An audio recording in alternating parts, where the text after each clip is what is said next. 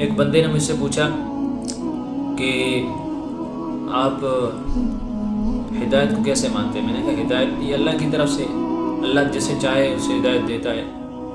جیسے پھر توفیق، میں نے کہا توفیق بھائی یہ اسباب ہوتے ہیں، اللہ تعالیٰ اس کے دل کے اندر ان کے نیک اسباب کو ڈالتے ہیں، پھر وہ بندہ ان نیک اسباب کی طرف متوجہ ہو جاتا ہے اور اسی کے ذریعے سے بندہ وہ جو نا نیک کام کرنے پر لگ جاتا ہے.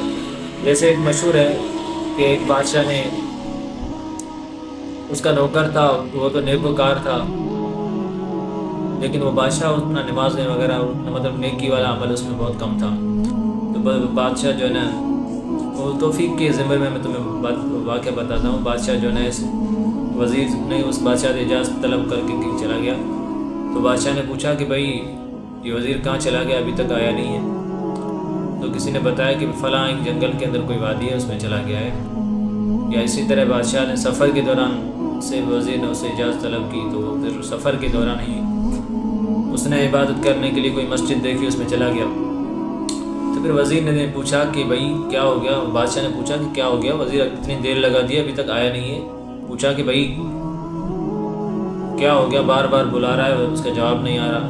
لیکن یہاں تک تھک کر بولا کہ کیا ہو گیا، کیوں نہیں باہر آ رہے ہو مسجد سے، یہ اس چیز جگہ سے کیوں باہر نہیں آ رہے ہو. اس بادشاہ نے کو وزیر نے بتایا کہ مجھے چھوڑ نہیں رہا ہے، یہ ایک توفیق کے بارے میں. تو وزیر حیران ہو گیا، بادشاہ حیران ہو گیا کہ بھائی اس جنگل کے اندر تو میں اس وزیر کے علاوہ تو کوئی دوسرے لوگ ہے ہی نہیں، دوسرے بندے ہیں ہی نہیں، یہ کون اس جنگل کے اندر ہے جو اس کو نہیں چھوڑ رہا ہے. پھر وزیر نے بتایا کہ بادشاہ نے پوچھا کون ہے جو تجھے نہیں چھوڑ رہا ہے. وزیر نے بتایا کہ مجھے وہ نہیں چھوڑ رہا ہے جو تجھے اس اندر نہیں داخل ہونے دے رہا. تو یہ ایک توفیق ہوتی ہے.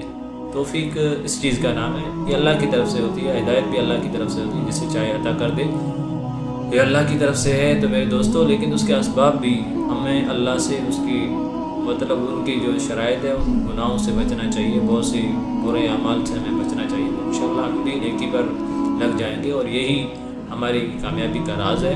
پھر اللہ ہمیں بھی جو ہے ان اسباب پر لگا دے گا انشاءاللہ.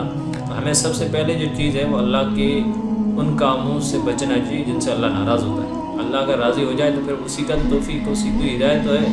راضی ہو جائے یہی تو حقیقت کی کامیابی ہے.